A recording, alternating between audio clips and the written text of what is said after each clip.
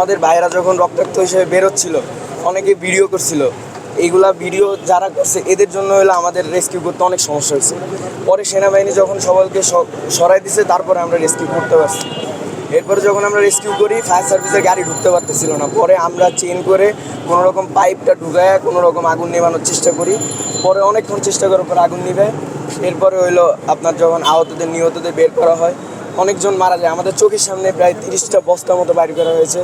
এরপর আমাদের হেলিকপ্টারে নেওয়া হয়েছে অনেককে, কিন্তু আমাদের যখন আমরা বলতে গেছি তখন আমাদের মানে প্রিন্সিপাল স্যারের গায়ে হাত তুলছে সেনাবাহিনী। তখন আমাদের এই কালকে 6 দফা দাবির ভিতরে এটা ছিল যে তাদের প্রকাশ্যে ক্ষমা চাইতে হবে।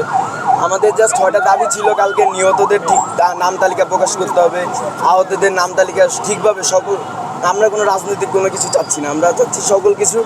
কারোর আমরা পদত্যাগও চাই না, মাইলস্টোন স্টুডেন্টরা কারোর পদত্যাগে কোনো কিছুতে সমর্থন করে না। শুধুমাত্র তারা শুধু তাদের ভাইদের লাশটা ফেরত চাচ্ছে, আমরা বিচারও চাচ্ছি না। আমরা শুধু সঠিকভাবে লাশের হিসাব চাই, লাশের বিচারটা মানে লাশটা আমরা ফেরত চাই, এছাড়া আর কিছুই না। আচ্ছা ভাই, আপনি কতজনকে? অনেক কষ্ট হচ্ছিল, তখন আমরা ওদের ধরে অ্যাম্বুলেন্সে কোনো রকম উঠাই। অ্যাম্বুলেন্সের আপনারা হয়তো ওই ভিডিওটা দেখছেন যে অ্যাম্বুলেন্সের ভিতরে অনেক কষ্ট হচ্ছিল। আসলে এটা অনেক মর্মান্তিক ছিল, ঘটনাটা বলে বোঝানো যায় না। সমস্যা আপনি স্কুল ছুটির পর আমরা বাইরে হচ্ছিলাম, মানে গেটের বাইরে ছিলাম, আমাদের এক্সাম চলতেছিল, আমরা এক্সামটা দিয়ে বের হচ্ছিলাম, আমাদের একটু আগে এক্সাম শেষ হয়েছে।